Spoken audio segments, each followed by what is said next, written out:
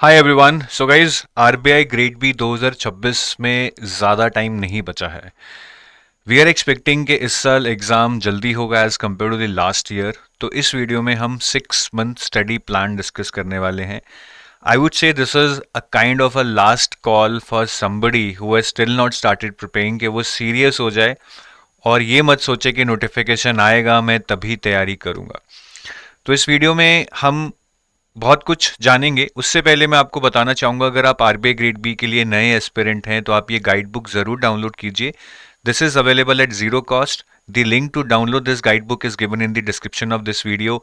इस guide book में आपको प्रीवियस ईयर क्वेश्चंस मिलेंगे आरबीआई के, आपको डिटेल्ड डिकोडेड सिलेबस मिलेगा, even more detailed than what is given in the notification. And thirdly, अगर आप सेल्फ प्रिपरेशन कर रहे हैं तो आपको लिस्ट ऑफ रिसोर्सेज भी मिल जाएंगे जो आप सेल्फ प्रिपरेशन में यूज़ कर सकते हो। अब इस वीडियो में मैं आपको सबसे पहले तो ये बताऊंगा कि हम 6 मंथ स्टडी प्लान क्यों डिस्कस कर रहे हैं, 9 मंथ्स, 10 मंथ्स या 12 मंथ्स क्यों नहीं डिस्कस कर रहे हैं।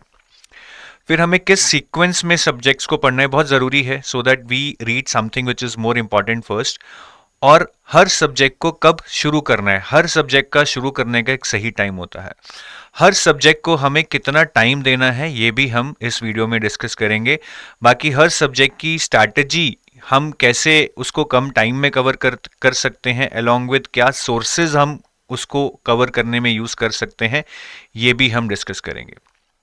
तो सबसे पहले हम 6 मंथ स्टडी प्लान क्यों डिस्कस कर रहे हैं। वी आर एक्सपेक्टिंग के एग्जाम इस साल, मैं नोटिफिकेशन की बात नहीं कर रहा हूं, मैं एग्जाम की मुझे जो लगता है एक्सपेक्टेड डेट है बेस्ड ऑन सम इंफॉर्मेशन, वो जून या जुलाई रहने वाली है। तो जून जुलाई तक आपके पास अराउंड 4.5 मंथ्स बचे हैं। ठीक है, ये फेज टिल फेज 1 है। फिर फेज 2 के लिए आप लगा लीजिए अनदर 50 डेज। ठीक है, तो टोटल आपके पास 6 मंथ्स का टाइम है टिल फेज 2, इसलिए हम उसको 6 मंथ्स का एक स्टडी प्लान लेकर चल रहे हैं। अब ये स्टडी प्लान उन्हीं के लिए काम करेगा, ठीक है, जो सिर्फ वीडियो देखकर उसको छोड़ ना दे, रेदर उसको इंप्लीमेंट करें और इंप्लीमेंट करते हुए एक पॉजिटिव माइंडसेट रखें। सेल्फ डाउट बिल्कुल नहीं रखना है। सेल्फ डाउट है तो तैयारी मत शुरू करो, तैयारी तभी शुरू करना जब दिमाग में सेल्फ डाउट ना हो। Anything in this world is not as poisonous as self doubt. Stay away from distractions, physical distractions also। ठीक है, काफी लोग इधर उधर घूमते रहते हैं, मस्ती करते रहते हैं, तो हमें एक जगह टिक के बैठकर पढ़ना होगा और हमें मेंटली भी डिस्ट्रैक्ट नहीं होना है कि जी कोई कह रहा है कि इसका तो बहुत मुश्किल पेपर है, कोई कह रहा है ये तो 2 महीने में तैयारी हो जाएगी, कोई कह रहा है जी ये तो सिर्फ आईआईटी वाले क्रैक कर सकते हैं। ये चीज़ें आप पहले सोच लो तैयारी से। जब तैयारी में घुस गए then there should not be any distractions like this. And आपको सब बोलेंगे कि कंसिस्टेंट रहिए। In an exam like RBI it would be very difficult to prepare with consistency. Lags आएंगे, ऐसे दिन आएंगे जब आप पढ़ नहीं पाओगे, पढ़ने का मन नहीं करेगा, that's okay. Then learn to replan, कि अगर ऐसा दिन आया भी हम नहीं पढ़ रहे हैं, एटलीस्ट हम रीप्लान करें on paper and see that now what can be done, how can I cover my syllabus. If there is no specific target in your mind कि कब कब क्या क्या करना है, there is no way, I am telling you, there is no way you can cover that syllabus, because उससे पता लगता है कि आपका इंटेंशन ही नहीं है इसके लिए सही से पढ़ाई करने के लिए। तो स्टडी प्लान, सोर्सेज, मेंटरशिप कुछ काम नहीं आने वाला है अगर आप इन चीजों पे काम नहीं करोगे, सब वेस्ट जाने वाला है, मैं पहले बता रहा हूं आपको। अब हमें किस सीक्वेंस में सब्जेक्ट्स को पढ़ना है and what is the time that I should be devoting to each of this subjects. तो 25 फेब से अगर आप शुरू करते हैं, आई वुड से कि आप पहले 4 वीक्स, ठीक है, पहले 4 वीक्स आप मैनेजमेंट और रीजनिंग को दें। टाइम ज़्यादा नहीं है 4 weeks, but now you don't have option. Reasoning काफ़ी लोगों ने पहले पढ़ रखी होगी, you can scheme it through solving questions. नहीं भी पहले पढ़ी है तो आप जल्दी जल्दी कुछ सेलेक्टेड चैप्टर्स पढ़ सकते हैं, I will talk about that. और साथ साथ में आंसर राइटिंग प्रैक्टिस ज़रूर करनी है। Then for the next 6 weeks here, ठीक है, we will cover 2 of the most important subjects, finance and quant. इनको भी 6 वीक्स में करना आसान नहीं है, but we'll see how can we cover them smartly in the upcoming part of this video. और फाइनेंस की आंसर राइटिंग भी साथ साथ में करनी है। फिर मई में we will start focusing on the current affairs. It might be too late, you might be thinking that I will tell you why it's not late. और हम साथ में क्यूआरई और सेक्शनल टेस्ट करेंगे. मई में हमारा सारा फोकस आप देखेंगे कि फेज 1 पे चला गया है, हम फेज 2 का कुछ भी नहीं पढ़ रहे हैं. फिर जून टिल एग्जाम, अब एग्जाम 25 जून को होता है या 10 जुलाई को होता है. From 1 June till exam again आप करंट अफेयर्स पे फोकस करेंगे और क्यूआरई और सेक्शनल टेस्ट पे फोकस करेंगे. और मॉक टेस्ट को आप 3 मॉक टेस्ट आप मई में दे सकते हैं because you would B partially prepared by that time, लेकिन बाकी के 7 मॉक टेस्ट आप जून के एंड में प्लान कीजिए, बिफोर से 15-13 डेज बिफोर योर एग्जाम. बाकी अब भाई आपको लग रहा होगा कि काफी सब्जेक्ट्स हमने छोड़ दिए हैं, ईएसआई छोड़ दिया है, डिस्क्रिप्टिव इंग्लिश छोड़ दिया है. So that I have kept to be done after phase 1. Is this an ideal situation? No, but I think this can be managed. अभी हमारे पास टाइम नहीं है तो हम फेज 1 के बाद इनको मैनेज कर सकते हैं, बट शायद एफएम को नहीं मैनेज कर सकते हैं. ठीक है, और साथ में हम एफएम और आंसर राइटिंग जो हमने पहले कर रखी होगी हम उसको रिवाइज कर लेंगे. और हमें मॉक टेस्ट भी देने होंगे between phase 1 and phase 2, that is the mock test for phase 2. तो ये सारा प्लान है कि कितने कितने हफ्ते के हमें ब्लॉक्स बनाने हैं. ठीक है, ये मेरा ब्लॉक 1 है, ये मेरा ब्लॉक 2 है, ये मेरा ब्लॉक 3 है, ये मेरा ब्लॉक 4 है. इस तरह ब्लॉक्स में डिवाइड करके it would be easier for you to manage at your end. और आप प्लान कर सकते हो कि मुझे लिमिटेड करना है 4 वीक्स में, I need to focus on this. और आपको डेली 4 घंटे देने हैं. ठीक है, आई वुड से 5 hours would be really great. ठीक है, मंडे टू सैटरडे, और संडेज आपको सिर्फ रिवीजन करना है. तो आप देख सकते हैं कि हम सिर्फ 2 सब्जेक्ट्स एट अ टाइम पढ़ रहे हैं. एक सब्जेक्ट जनरली हम फेज 1 का पढ़ते हैं, एक सब्जेक्ट हम फेज 2 का पढ़ते हैं, so that we are preparing parallelly for that. ठीक है, और आंसर राइटिंग प्रैक्टिस हमें साथ साथ में करनी है, इसको बिल्कुल डिले नहीं करना है. I have seen lot of students objective की अच्छी तैयारी है बट आंसर राइटिंग में नंबर नहीं आते हैं, ये हमें नहीं करना है. और editorial practice from day 1. Editorial practice मतलब editorial reading. Answer writing needs you to be articulative to express yourself in a structured way, in a knowledge oriented manner. और ये सारी चीजें आप एडिटोरियल पढ़कर आराम से सीख सकते हो. तो आप एडिटोरियल्स जरूर पढ़ें फ्रॉम डे 1. और एडिटोरियल्स पढ़ने के लिए I would recommend you the newspaper by the name the Hindu.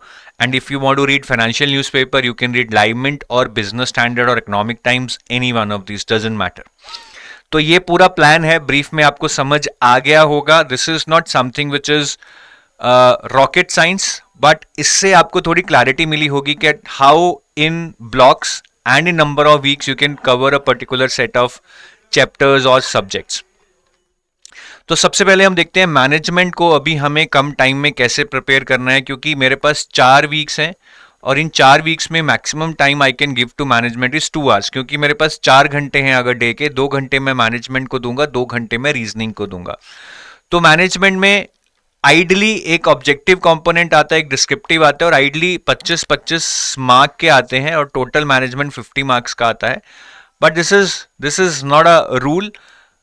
काफी बार चेंज भी हुआ है. अगर मैं 2025 में बोलूं तो मैनेजमेंट का ऑब्जेक्टिव बहुत कम आया था. 25 मार्क की जगह सिर्फ 13 मार्क्स का ऑब्जेक्टिव आया था, which was a big dent. क्योंकि मैनेजमेंट जनरली स्कोरिंग होता है और ऑब्जेक्टिव में आप देख सकते हैं कि 25 से 13 मार्क्स आना मतलब 12 मार्क्स का एक तरह से नुकसान हो गया जो आप आसानी से स्कोर कर सकते थे. तो सबसे पहले मैनेजमेंट ऑब्जेक्टिव को देखते हैं कैसे कवर करना है. मैनेजमेंट का अगर हम सिलेबस देखें, the syllabus is very limited. There are only certain set of chapters, ये आप आराम से कर सकते हैं. And the chapters are very generic. Motivation, leadership, communication, this can be read very easily and very quickly. थोड़ा सा बल्कि होगा, कंफ्यूजिंग होगा, थ्योरेटिकल होगा, but reading it multiple times can solve your problem. तो मैनेजमेंट क्योंकि सिलेबस लिमिटेड है, कोई करंट अफेयर्स तो है नहीं, सिलेबस बहुत जेनरिक है. Management is scoring, you can target a score of 40 out of 15 management. अगर 50 मार्क्स का आता है, लास्ट ईयर नहीं आया, मतलब 40 तो मिनिमम आपको टारगेट करने ही होंगे to stand in a league to get selected. और मैनेजमेंट में कोई भी चैप्टर ऐसा नहीं है जो मैं बोलूंगा ये कम इंपॉर्टेंट है, ये छोड़ दो, because losing even a single Mark would be catastrophic. तो ये मैनेजमेंट का हमें सारा पढ़ना है. और जैसा मैंने बताया, इट कैन बी कंफ्यूजिंग और bit theoretical, so revise it multiple times. And the questions in the exam are now coming case study based, so do lot of MCQs for better understanding of concepts. तो आप जब चीज़ें पढ़ेंगे वो याद नहीं रहेंगी या कॉन्सेप्ट अच्छे से समझ नहीं आएगा, तो आप एमसीक्यूज कीजिए, वहां से जब आप एप्लीकेशन करेंगे तो कॉन्सेप्ट्स आपको और क्लियर होंगे और आपको बेटर क्लैरिटी मिलेगी, बेटर रिटेंशन भी होगा आपका। मैनेजमेंट में या तो आपको 1 मार्कर क्वेश्चन मिलेंगे जो बहुत स्ट्रेट फॉरवर्ड आते हैं, या 2 मार्कर क्वेश्चंस आते हैं जिसमें एक पैराग्राफ दे दिया जाता है। पैराग्राफ के बेस पे या तो एक क्वेश्चन होगा या कभी कभी 2 या 3 क्वेश्चन भी एक ही पैराग्राफ पे बेस पे दे दिए जाते हैं। ठीक है, अब क्वेश्चन ये उठता है कि as a student of RBI grade B exam क्या आप मैनेजमेंट के सिलेबस को स्टिक कर सकते हैं? ये तो मैं जितना भी सिलेबस आपके नोटिफिकेशन में दिया हुआ है, I would like to say that syllabus in the exam is indicative, it's not exhaustive. तो ये तो मेन चैप्टर हैं जो मैंने यहाँ पे येलो में हाईलाइट किया है, मैंने पहले उसका लिस्ट भी यहाँ पे आपको दिया था, ये वाला। बट क्या इन्हीं चैप्टर्स को हमें पढ़ना है? The answer is yes, chapters हमारे यही रहेंगे, बट चैप्टर्स के अंदर जो और डिटेल्स हैं, जैसे अगर मैं मोटिवेशन की बात करूं, उसके अंदर हमें कंटेंट थ्योरीज दे रखी हैं, प्रोसेस थ्योरीज दे रखी हैं, उनके नाम दे रखे हैं। तो क्या मुझे यही थ्योरीज पढ़नी है? The answer is no. आप इसको प्रायोरिटी दे सकते हैं, बट इसके अलावा भी बहुत सारी थ्योरीज हैं जो स्टैंडर्ड बुक्स में मिलेंगे और उनसे क्वेश्चन भी आए हैं। जैसे इस साल पोर्टर लॉयर थ्योरी पे क्वेश्चन आ गया। पोर्टर लॉयर थ्योरी कहीं भी आपके मोटिवेशन के चैप्टर में नहीं दी हुई है। इससे पहले थ्योरी एक्स और थ्योरी वाई पे क्वेश्चन आ चुका है। ठीक है, तो इन चैप्टर्स की जो अलग थ्योरीज हैं जो सिलेबस में नहीं है, वहां से क्वेश्चन आते हैं। As a serious aspirant I would say कि आप पढ़ लो यार, ज्यादा टाइम नहीं लगेगा, क्वेश्चन बहुत सिंपल आते हैं, एक सिंपल रीडिंग भी कर लोगे, सारे सिंपल क्वेश्चंस एग्जाम में कराओगे। ठीक है, ये देखिए जैसे पोर्टर लॉ थ्योरी पे क्वेश्चन आया था, सिलेबस में नहीं है बट क्वेश्चन आ गया। अब आप आरबीआई को थोड़ी ब्लेम कर सकते हैं, अब आप अपने आप को ब्लेम करेंगे अगर आप ये छोड़ के जाएंगे। बाकी अगर डिस्क्रिप्टिव की बात करूं, क्वेश्चंस मैनेजमेंट में बहुत इजी आते हैं। They can be directly covered from the syllabus tags. जैसे कि चैनल्स ऑफ कम्युनिकेशन पे क्वेश्चन आया है, तो ये चैनल्स ऑफ कम्युनिकेशन अगर आप देखेंगे, यहाँ पे आपका डायरेक्ट हेड है, कुछ भी पढ़ के जाएंगे वो आप यहाँ पे लिख सकते हैं। ठीक है, ऐसे ही ये भी बहुत डायरेक्ट क्वेश्चन है कि ट्रेड थ्योरीज और बिहेवियरल थ्योरीज में क्या फर्क है। तो ये बहुत डायरेक्ट क्वेश्चन है। I think the key to scoring good in management is to include some real life examples. जैसे कि अगर आप ट्रेड थ्योरीज के बारे में लिख रहे हैं, बिहेवियरल थ्योरीज के बारे में लिख रहे हैं, you give examples of some leaders who were trait theory leader और behavioural theory leader, so that the examiner knows कि आप रियल लाइफ एग्जांपल्स को थ्योरी के साथ इंटीग्रेट कर पा रहे हो, you are being practical about that. बाकी अगर मैं बुक्स की बात करूं, मैनेजमेंट की मेरी सबसे favourite book L M Prasad की है। वो 2 किताबें हैं, एक है principles and practices of management by L M Prasad और दूसरी है organisational behaviour by L M Prasad. दोनों एल एम प्रसाद की बुक्स हैं, दोनों पढ़नी है, सेलेक्टिवली पढ़नी है एज पर योर सिलेबस, और इंडियन कॉन्टेक्स्ट में लिखी है, आप आराम से आसानी से समझ लेंगे। फिर आपके सिलेबस में बिजनेस एथिक्स और कॉर्पोरेट गवर्नेंस भी है, उसके लिए मैं बीएन घोष की किताब रिकमेंड करूंगा जो बहुत अच्छी है। थोड़ा सा इसको आपको गूगल भी करना पड़ेगा इसके बाहर to get a complete information related to your exam.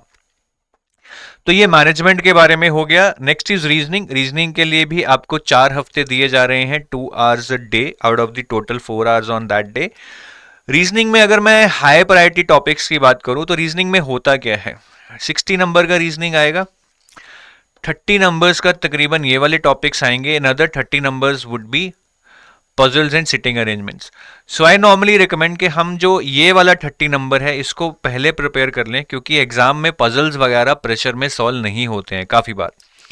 तो सबसे पहले हमें हाई प्रायोरिटी इन टॉपिक्स को देनी है, alpha numeric theories, coding decoding, syllogism, direction sense, inequality, ranking, blood relation, machine input output, statement assumption, statement course of action, cause and effect, statement argument and statement conclusion. ठीक है, ये हमारे main topics हैं जो हमें करने हैं। उसके बाद अगर मुझे टाइम मिला, I will go to puzzles and sitting arrangements. In my exam also I'll try to first solve questions from these topics and then only go to puzzles and sitting arrangements. मैं puzzles पे exam में risk नहीं ले सकता puzzle से exam शुरू करके। ठीक है, रीजनिंग में टारगेट स्कोर मेरे हिसाब से 20 से 25 is a good score out of 60। इससे ज्यादा आना मुश्किल भी है unless and until you are really smart and you have a very good aptitude. तो एक एवरेज स्टूडेंट के लिए अगर 20 से 25 मार्क आते हैं, that is more than sufficient to clear the sectional as well as the overall cut off. बाकी reasoning में आप जहां से भी रीजनिंग पढ़े, मेक श्योर कि आप आरबीआई स्पेसिफिक सेक्शनल टेस्ट जरूर ले लें, बिकॉज सेक्शनल टेस्ट से आपको क्वेश्चन सिलेक्शन करना आ जाएगा कि आप एग्जाम में किस बेसिस पे करेंगे, आपको टाइम मैनेज करना आ जाएगा और आपको एंग्जाइटी भी मैनेज करनी आ जाएगी। ठीक है, कि एंग्जाइटी को कैसे मैनेज करना है जब हमारे पास टाइम कम होता है। ठीक है, तो सेक्शनल टेस्ट दीजिए और हर चैप्टर पे आई वुड से 100+ क्वेश्चन सॉल्व कीजिए of different variety with different level of difficulty also. और रीजनिंग के लिए आर एस अग्रवाल की एक किताब आती है, verbal and non verbal reasoning, this is good. और एक लॉजिकल रीजनिंग फॉर कैट की किताब आती है वरुण शर्मा, ये दोनों किताबें आप रेफर कर सकते हैं, that would be more than sufficient. बाकी मैनेजमेंट की आंसर राइटिंग आप डे 1 से कीजिए, आप जैसे जैसे चैप्टर फिनिश कर रहे हैं उन चैप्टर्स पे आप आंसर राइटिंग करते रहिए। Answer writing is a skill, वो एग्जाम से 2 दिन पहले लिखकर नहीं बनेगी। जैसे हम गाड़ी चलाना सीखते हैं, धीरे धीरे सीखते हैं, ऐसे ही मैनेजमेंट में जो आंसर राइटिंग है वो आप धीरे धीरे सीखेंगे। It's a skill that needs to be build over time, so you have to be patient with it. बाकी एडिटोरियल रीडिंग मैं बता ही चुका हूं, एडिटोरियल रीडिंग से आप अपने लिए अच्छा कंटेंट इकट्ठा कर सकते हैं, आप एक स्ट्रक्चर में लिखना सीखेंगे because editorials are written in a very structured manner, और आप कुछ नॉलेज अपनी जो बढ़ाएंगे वो कहीं ना कहीं आपको इंटरव्यू में भी हेल्प करेगी। तो एडिटोरियल रीडिंग हमें ज़रूर करनी है। हिंदू न्यूज़पेपर और एक financial newspaper, Business Standard, Live Mint या इकोनॉमिक टाइम्स में से हमें एक न्यूज़पेपर डेली पढ़ना है, सिर्फ एडिटोरियल्स के लिए। एडिटोरियल के बाहर हमें कुछ नहीं पढ़ना है। Next I come to finance. ठीक है, तो फाइनेंस में मुझे क्या करना है, मेरे पास अब 6 वीक्स हैं ब्लॉक 2 में, यहां पे ये ब्लॉक 2 है। 6 वीक्स में मेरे पास तकरीबन मुझे 2 घंटे मिलेंगे फाइनेंस करने के लिए डेली। तो ज़्यादा दिन तो नहीं है, और फाइनेंस काफ़ी लेंदी सब्जेक्ट है और काफ़ी मुश्किल भी आ सकता है एग्ज़ाम में as far as no finance is concerned. और मेरा टारगेट स्कोर इसमें मुझे 35 तक लाना पड़ेगा ताकि मैं इस एग्ज़ाम में अच्छा स्कोर कर पाऊँ। ठीक है, अब फाइनेंस की सबसे बड़ी दिक्कत क्या है और अच्छी चीज़ क्या है? अच्छी चीज़ ये थी कि फाइनेंस में न्यूमेरिकल नहीं आ रहे थे काफ़ी सालों से। 2024 तक कोई भी न्यूमेरिकल नहीं आ रहा था पिछले 4-5 साल से, लेकिन 2025 में उन्होंने 6 मार्क्स के न्यूमेरिकल डाल दिए रेशो से। तो अब ये अच्छी चीज भी है, अगर कोई न्यूमेरिकल कर जाए और एग्जाम में ये 6 मार्क्स ग्रैब कर ले तो भैया सोने पे सुहागा है। बट अगर ये हम नहीं कर पाते हैं और हम ये बोलते हैं कि हमारा फाइनेंस बैकग्राउंड नहीं है, हम ये कैसे करेंगे, then the game is lost, तो वो बुरी चीज बन जाती है। तो मैं यही बोलूंगा कि अगर आपके दिमाग में थॉट आता है कि मैं फाइनेंस बैकग्राउंड से नहीं हूं, मैं कैसे compete करूंगा, आप इस थॉट को निकाल दीजिए। पेपर बहुत बेसिक आता है, थोड़े चैप्टर्स हो सकते हैं जो कोर चैप्टर्स हो, 3-4 चैप्टर्स ऐसे हैं, बट अगर आप उनको पढ़कर समझने की कोशिश करेंगे, I am sure you would be able to manage it. तो हमें इससे भागना नहीं है न्यूमेरिकल से, हमें इनको जरूर जरूर जरूर करना है। फाइनेंस की अगर मैं बात करूं तो जनरली 50 मार्क्स का फाइनेंस आता है, जिसमें से 25 मार्क्स का ऑब्जेक्टिव एंड 25 मार्क्स का डिस्क्रिप्टिव। इस 25 मार्क्स में से ऑब्जेक्टिव पेपर में स्टैटिक और करंट का वेटेज अराउंड 50-50 आता है। लास्ट ईयर 2025 में ये 25 मार्क्स की जगह 37 का आ गया क्योंकि मैनेजमेंट का वेटेज कम हो गया था। तो फर्स्ट गुगली तो ये हो गई, गुगली 1 के फाइनेंस ऑब्जेक्टिव का वेटेज ज्यादा हो गया। दूसरी गुगली क्या हुई कि 37 मार्क्स का जो ऑब्जेक्टिव पेपर आया, इसमें करंट अफेयर्स 0 मार्क्स के आ गए, ये गुगली 2 हो गई। तो एग्जाम देखिए अनप्रेडिक्टेबल है, मैं तो बार बार कह रहा हूं कि एग्जाम अनप्रेडिक्टेबल है, बट हम फिर भी एक पैटर्न मान के चलते हैं ताकि हम एक वाइडर स्कोप कवर कर पाए। तो मैं तो यही बोलूंगा कि आप एज्यूम कीजिए फाइनेंस में 25 नंबर का ऑब्जेक्टिव आएगा, 25 नंबर का डिस्क्रिप्टिव आएगा, और दोनों में ही स्टैटिक और करंट का वेटेज रहने वाला है। अब मैं अगर स्टैटिक की बात करूं, इस स्टैटिक की बात करूं जो ऑब्जेक्टिव और डिस्क्रिप्टिव दोनों में आएगा, the syllabus is really huge, but I want you to cover these chapters जो मुझे लगता है कि इंपॉर्टेंट भी हैं और कोर भी हैं।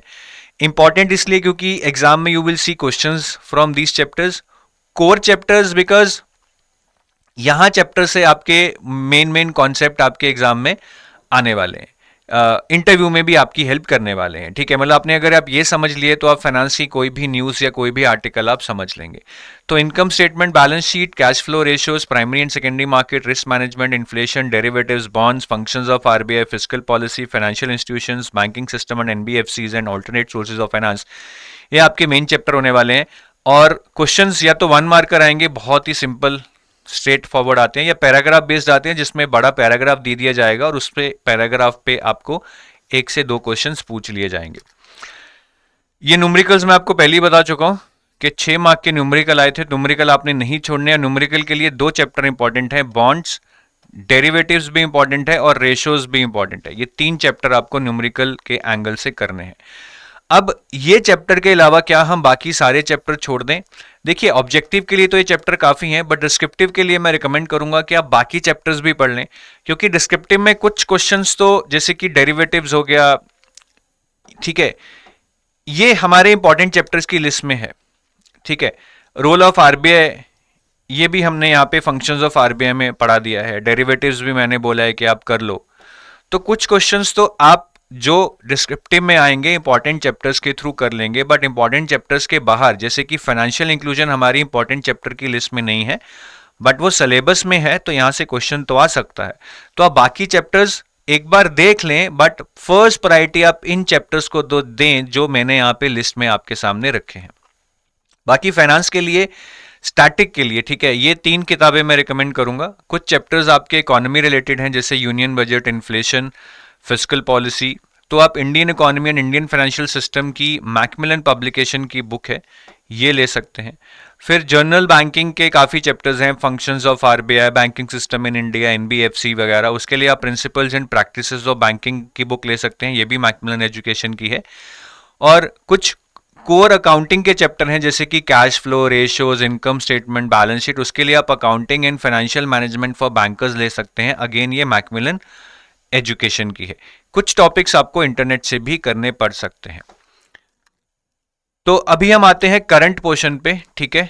तो करंट पोर्शन 2025 में 0 मार्क्स का आया, बट आप ऐसा एक्सपेक्ट मत कीजिएगा कि हर बार ऐसा आएगा। करंट पोर्शन में आरबीआई नोटिफिकेशन से क्वेश्चन आ सकता है, फर्स्ट प्रायोरिटी। सेबी नोटिफिकेशन से काफी क्वेश्चंस देखने को मिले हैं लास्ट 2 इयर्स में, या फिर मिनिस्ट्री ऑफ फाइनेंस की कोई न्यूज है, यहां से भी क्वेश्चन आ सकता है। तो टॉप 3 प्रायोरिटीज हमारी ये रहेंगी। उसके बाद फाइनेंस के जो भी अलग टॉपिक के करंट अफेयर्स हैं, जैसे डिजिटल बैंकिंग, यूपीआई से कोई न्यूज़ आ गई, फाइनेंशियल इंक्लूजन की कोई न्यूज़ आ गई, रिस्क मैनेजमेंट की कोई न्यूज़ आ गई, वहाँ से भी क्वेश्चन पूछे जा सकते हैं। स्कीम्स जनरली नहीं आते हैं, ठीक है, पिछले 7-8 साल में एक ही बार फाइनेंस की स्कीम से क्वेश्चन पूछे हैं, तो हम इसको भी छोड़ देते हैं। फिर reports, economic survey, union budget, RBI की रिपोर्ट्स हैं, फिर फाइनेंशियल स्टेबिलिटी, आरबीआई की एनुअल रिपोर्ट, आरबीआई की करेंसी एंड फाइनेंस रिपोर्ट और आरबीआई की trends and progress in banking sector report. ये चारों रिपोर्ट्स भी आपको करनी पड़ेंगी। इसके अलावा अगर और कोई रिपोर्ट है आरबीआई की जो सिलेबस से रिलेटेड है, जैसे लास्ट ईयर एक एआई पे रिपोर्ट आई थी, this is part of your syllabus, because role of IT कहीं ना कहीं हमारे सिलेबस का पार्ट है। तो ये चीज़ें मुझे करनी है, यहाँ से ही मेरे फाइनेंस में जो करंट अफेयर बेस्ड क्वेश्चंस हैं आएंगे। और ये सारे करंट अफेयर्स जो भी मैंने यहाँ पे लिखे हैं, ये 6 to 9 मंथ्स के मुझे करने हैं, मतलब minimum 6 months, but the ideal would be 9 months of current affairs preceding your exam. और जो डिस्क्रिप्टिव पार्ट मेरा करंट अफेयर बेस्ड रहता है, उसके लिए एडिटोरियल्स पढ़िए। लाइव मिंट या इकोनॉमिक टाइम्स में मैं पहले ही आपको बता चुका हूं कि why editorials are very very important. Apart from that, the same reports that I told you to do as part of your objective preparation, यहाँ पे है ना, इन्हीं रिपोर्ट्स को आपने डिस्क्रिप्टिव के लिए भी पढ़ना है। यहां से भी काफी बार क्वेश्चंस आए हैं, जैसे कि ये देखिए आप, यूनियन बजट से क्वेश्चन आया था 2024 में आया था ये, ठीक है। फिर एक आरबीआई की एआई रिपोर्ट आई थी, वहां से क्वेश्चन आया है। तो ये रिपोर्ट्स में से काफी बार क्वेश्चन पूछते हैं। और ये एडिटोरियल बेस्ड क्वेश्चन है, मैंने आपको यहाँ बोला कि एडिटोरियल्स भी आपको करने हैं। तो ये क्वेश्चन एडिटोरियल से आया था 2024 में, what is the difference between value and growth investing. So this was a part of article in Economic Times. So this is how these things are being mapped. मैं आपको बहुत ट्रांसपेरेंटली बता रहा हूँ और बहुत क्लियरली बता रहा हूँ, यू कैन सी योरसेल्फ कि किस तरह से हमें तैयारी करनी है। Next we move to quant. Quant में ये आपके प्रायोरिटी टॉपिक्स रहने चाहिए, ठीक है। वैसे तो बहुत सारे टॉपिक्स हैं, बट एग्जाम में आपको 25 मिनट मिलेंगे, उस 25 मिनट में आप 15 क्वेश्चन भी अगर पिक कर पाए, दैट इज गुड एनफ। लेकिन करना क्या है कि क्वेश्चन ज्यादा पिक ना कर पाए, बट जो भी पिक करें, ठीक है, हम उसको सॉल्व करें। That is something will give you more chance to clear the exam. तो टाइम एंड वर्क हमें करना है, time, speed and distance, percentages, ratio, proportion, number series, quadratic equations, profit and loss, interest and data interpretation. ये priority वाले topics हैं जो मुझे करने हैं। और क्वांट में मेरा टारगेट स्कोर 10 to 12 रहना चाहिए, ठीक है, because cut off last year 9 गई थी, तो I think 10 to 12 would be a safe score. और क्वांट के लिए अगेन सेक्शनल टेस्ट दीजिए, बहुत सारे टॉपिक वाइज टेस्ट दीजिए to get a feel of the real life exam level questions, know how to select your questions, know how to manage your time, know how to manage your anxiety. सिर्फ videos देखकर या topics पढ़कर exam नहीं clear होगा। मैं बार बार बोल रहा हूं, आपको बहुत सारे सेक्शनल टेस्ट और क्वेश्चंस आपको करने पड़ेंगे, ठीक है। और क्वांट की आप ये बुक ले सकते हैं जो आपकी स्क्रीन पे है, अरुण शर्मा की क्वांटिटेटिव एप्टीट्यूड की बुक है। This is a very good book. इसमें लेवल 1 और लेवल 2 क्वेश्चंस आप सॉल्व कीजिए। लेवल 3 अगर कर पा रहे हैं तो ठीक है, नहीं तो एटलीस्ट लेवल 1 और लेवल 2 सॉल्व कीजिए। बाकी फाइनेंस की आंसर रेटिंग करते रहिए। अगर टाइम मिले तो मैनेजमेंट रिवाइज कर लीजिए, नहीं मिले तो छोड़ दीजिए, फेज 1 के बाद रिवाइज हो जाएगा। And keep reading editorials. Give 25 minutes to read an editorial every day. It will help you in a long way in your journey for RBI Grade B. बाकी हम करंट अफेयर्स, ठीक है, तो मई से हमें करंट अफेयर्स शुरू करने हैं। काफी लोगों को लगेगा कि करंट अफेयर्स हम लेट शुरू कर रहे हैं, थोड़ा लेट हो रहा है, but I think it's better to first finish the static part, ताकि करंट अफेयर्स में जितने ज्यादा टर्म्स हमें आते हैं उतना अच्छा है। एक बार आपने फाइनेंस पढ़ लिया तो काफी ज्यादा करंट अफेयर्स आपको समझ आने लग जाएंगे। तो हमने करंट अफेयर्स पढ़ने शुरू मई में करने हैं, but the month that I have to read is March. तो मार्च, अप्रैल, मई, जून, जुलाई, this would be the months I would be targeting. तो मई, जून, जब तक एग्जाम नहीं होता है, मुझे करंट अफेयर्स, क्वांट, रीजनिंग पे ही फोकस करना है, सेक्शनल टेस्ट पे फोकस करना है, मॉक टेस्ट पे फोकस करना है।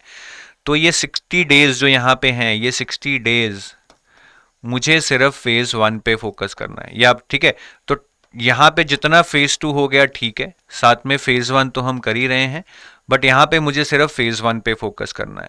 तो करंट अफेयर्स मुझे कैसे करने हैं? करंट अफेयर्स के लिए 4 चीजें आती हैं आपके एग्जाम में, चाहे फेज 1 हो चाहे फेज 2 हो। Mainly RBI notifications, government schemes, reports and indices and ESI finance and GA, ठीक है।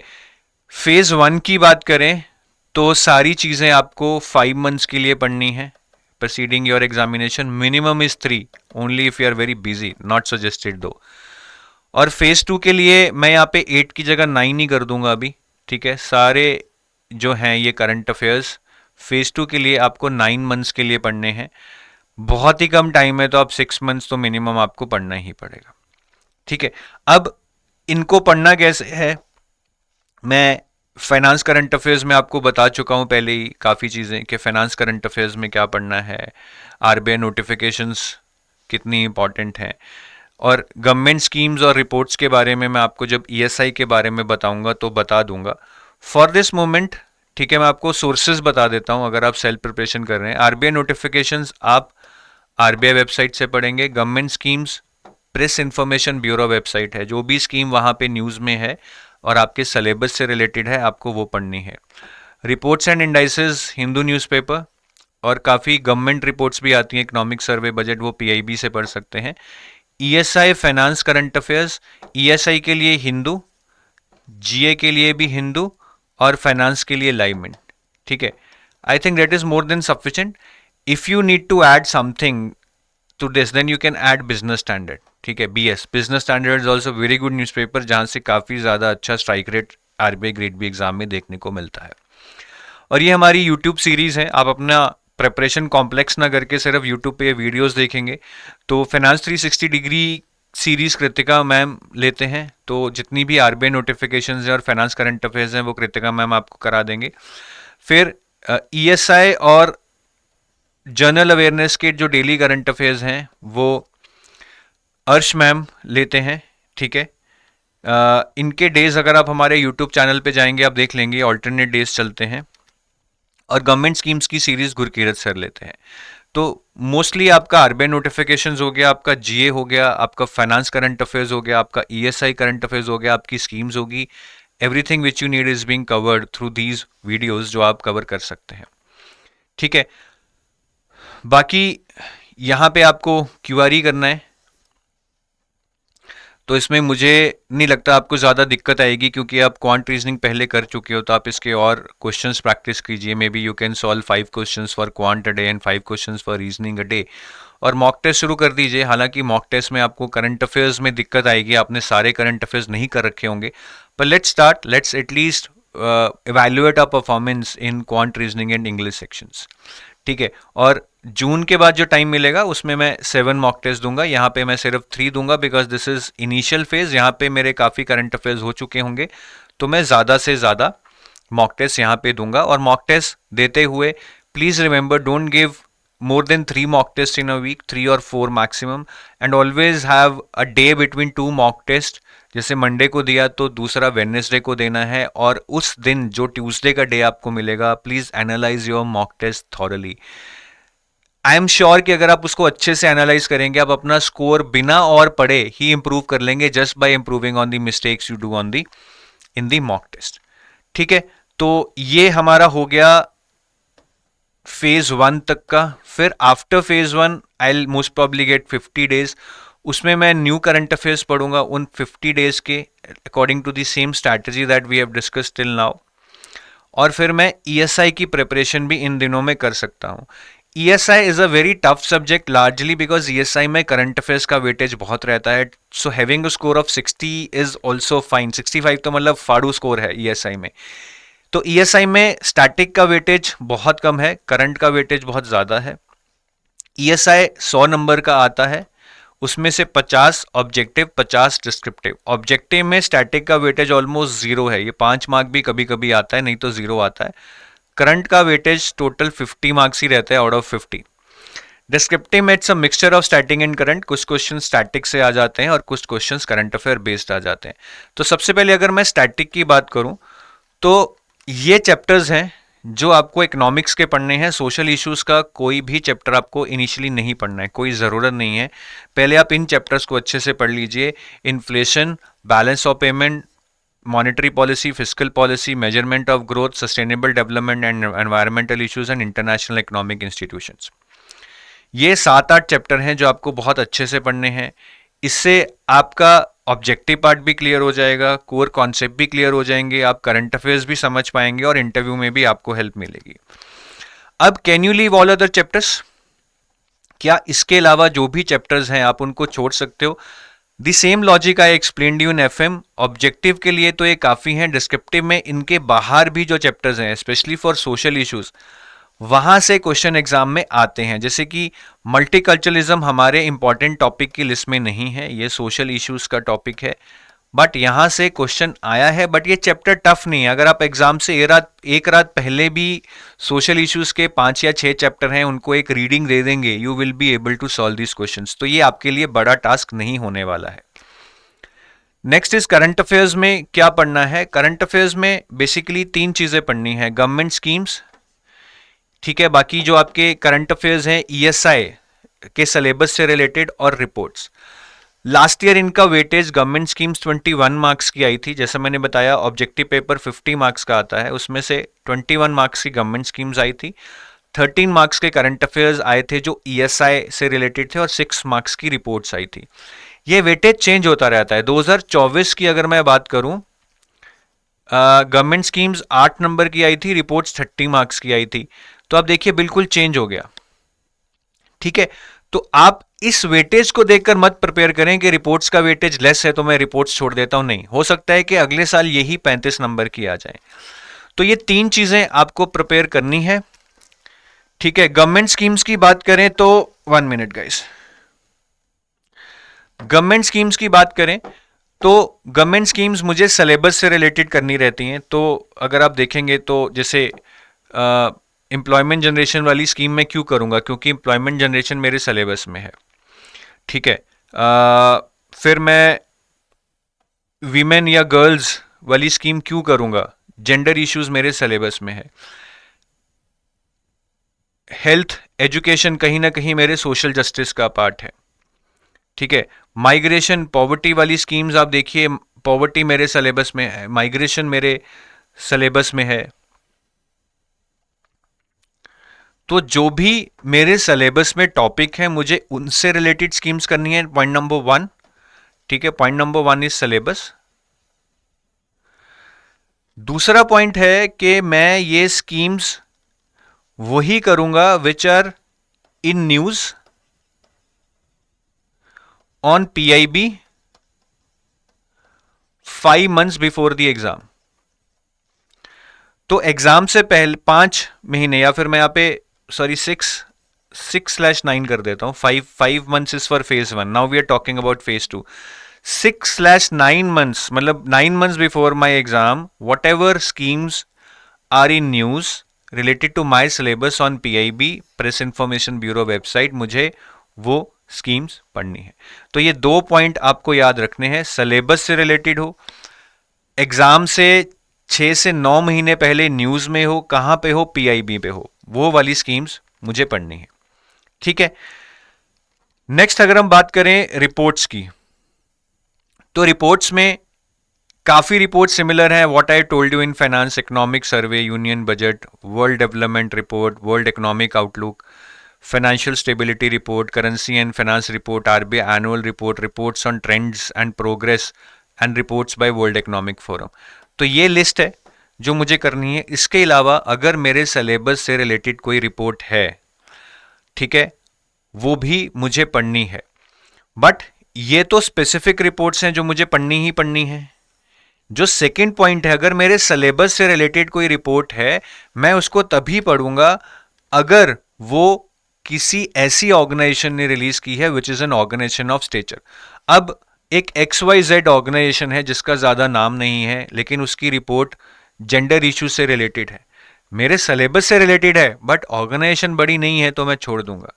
तो जो भी बड़ी ऑर्गेनाइजेशंस हैं, IMF, World Bank, UNICEF, OECD, UNESCO, ADB, United Nations, WTO, World Economic Forum, इन सबकी रिपोर्ट्स मेरे लिए प्रायोरिटी 1 रहेंगी। और नेशनल लेवल पे RBI, SEBI, ministry of finance, NITI Aayog, इनकी रिपोर्ट्स को मुझे very very very high priority देके पढ़ना है।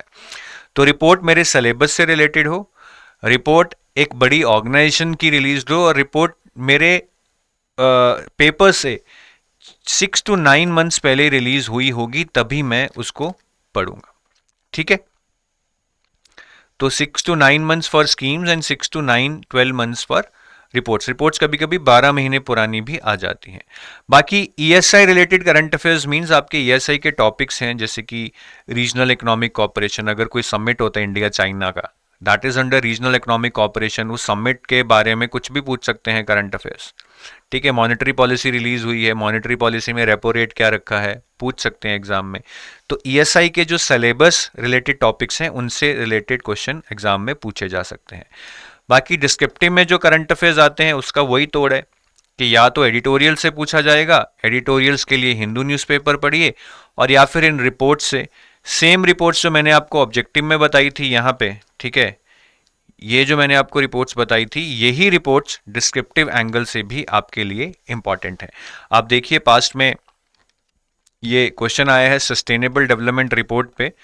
अब ये रिपोर्ट मेरे सिलेबस से रिलेटेड है, point number 1 syllabus. Point number 2, ये रिपोर्ट एक बड़ी ऑर्गेनाइजेशन ने रिलीज की है, UN ने।